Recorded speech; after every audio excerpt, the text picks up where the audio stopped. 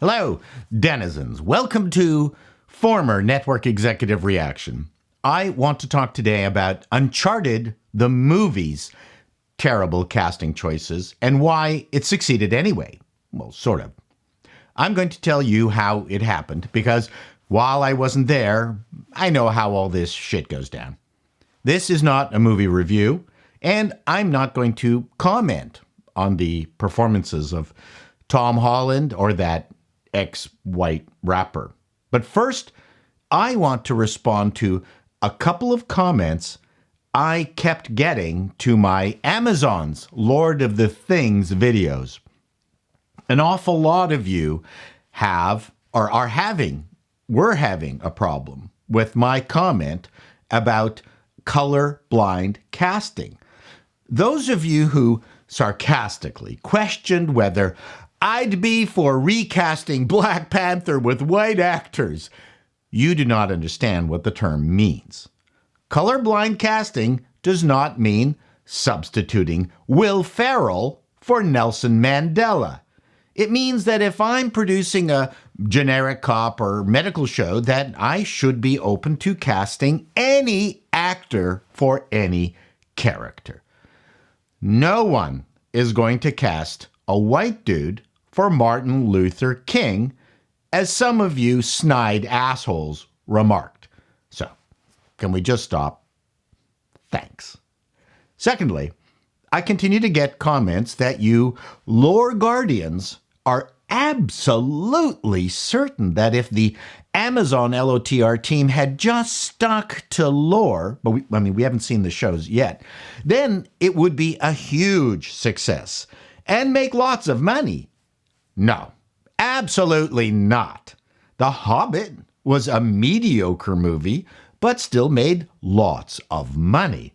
I will give Peter Jackson the benefit of the doubt that he wanted to make an authentic movie, but the studio pressure to make 3 of the damn things and turn it into a 3D amusement park ride was probably the main reason we got what we got, and Jackson did the best he could under those circumstances. Still, a huge success. And there are many examples of successful movies that were more like drive-by shootings than faithful adaptations. iRobot, anyone? Many of you have complained about the J.J. Abrams connection, the 2 utterly inexperienced showrunners helming Amazon's billion-dollar effort, and the social justice warrior alleged Tolkien expert who seems to have gotten her expertise from the back of a matchbook cover. Yeah, all of those things bode very badly if I were a betting man. Sorry, cisgender frontal sex organs dangler. But on the other hand, handing over a movie to someone experienced and successful like Ridley Scott is no guarantee either. Look at his most recent Last Duel movie. A total failure, yet it was stacked with acting firepower. Matt Damon, Adam Driver, Ben Affleck. Steven Spielberg just helmed an updated West Side Story movie that garnered great critical acclaim that only the corpse of his dead mother attended, and probably for free.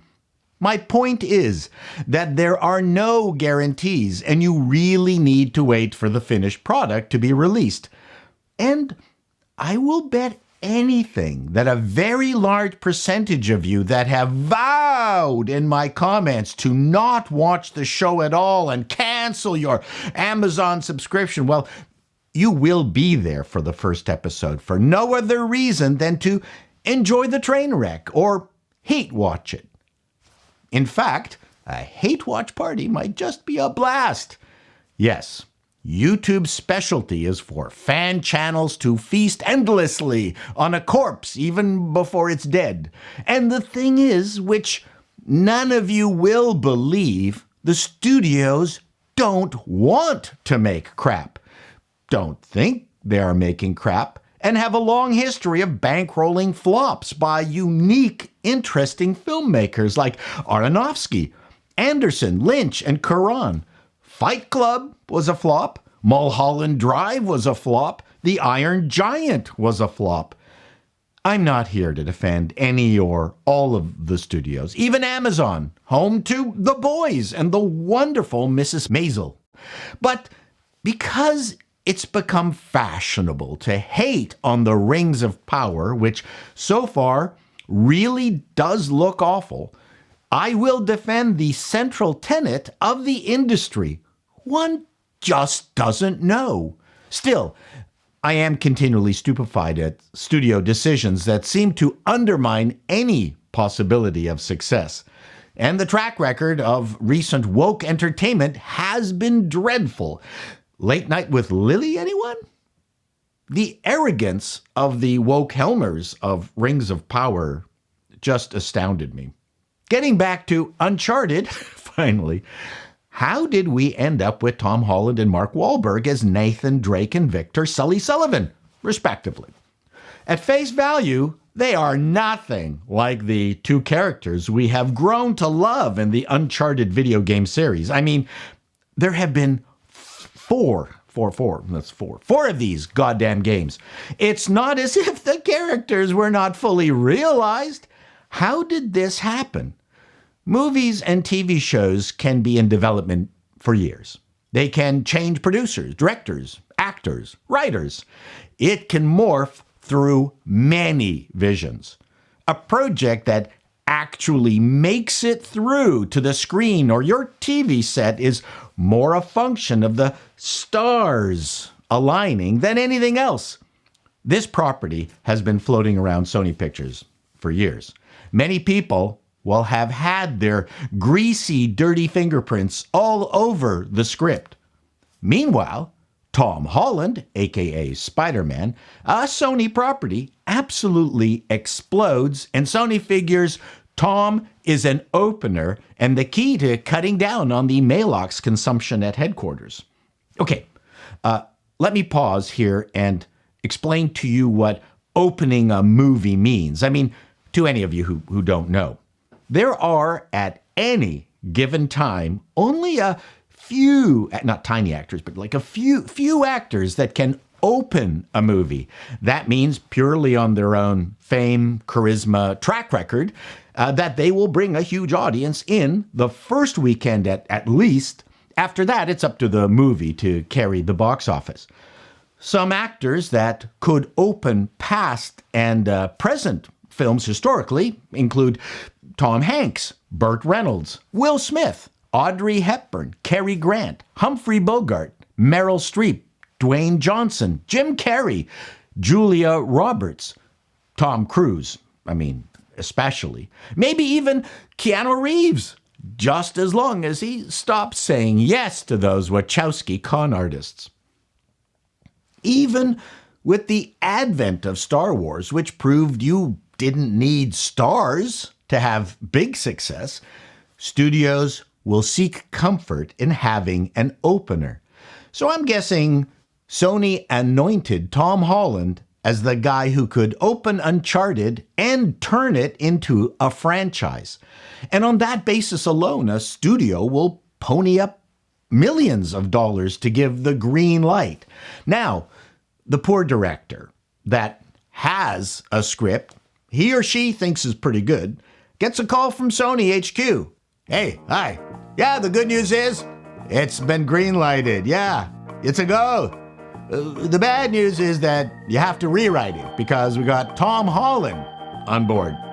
We know he's nothing like Nathan Drake from the game, and we know he's much younger. And less cynical. And you're gonna have to find a sidekick that's also much younger than Sullivan from the game, and no mustache. The audience, they're scared of mustache. Except that one of the best aspects of the Uncharted games was the fact they had the aging Sully, who just did not have it in him for these kinds of adventures and always threatened to retire. So instead, they hire Mark Wahlberg, who is kind of the same body type as Holland, and rather than having two distinct characters, now we have the same character twice. I'm not saying Tom and Mark are bad actors. Okay, Mark is. But Tom works his ass off in this poster child for mediocrity. Now, you might suggest that it was better to shoot for a wider audience than just the fans of the game, which only numbered 15 million unit sales for the first 3 games. The good news for Uncharted the movie is that while its domestic box office was meh, the international sales will push it past break even, maybe way past break even. Will it be Sony's hoped-for next franchise? That remains to be seen. But true to Hollywood form, a sloppy, copycat treasure hunt film with a hot actor has done its job. Would it have done better with more appropriate casting, better fidelity to the original story? I don't know. And so I'd like to leave you with this final thought. Studios are, believe it or not, in the risk mitigation business. They mitigate risk by buying properties that have a built-in audience that they ignore. They mitigate risk by doing sequels. They mitigate risk by casting stars that can open. They don't mitigate risk by getting good writers because, frankly, Hollywood hates writers. Personally, I honestly don't understand when it comes to properties like Lord of the Rings, Uncharted, Wheels of Time, why wouldn't they, at the very least, stay true to what the built-in audience expects? That's why I'm no longer in the business. What is this urge for creative people to piss all over original IP? Why do they insist on fixing things that don't need fixing? Ryan Reynolds nailed Deadpool. But I have to repeat another one of my axioms. Other people's successes are not your successes. And just because you found success does not mean that you can repeat it. And if you are going to accuse me of schizophrenically hating and defending the studios at the same time, yes. Welcome to Showbiz, folks. Till next time, denizens, be seeing you.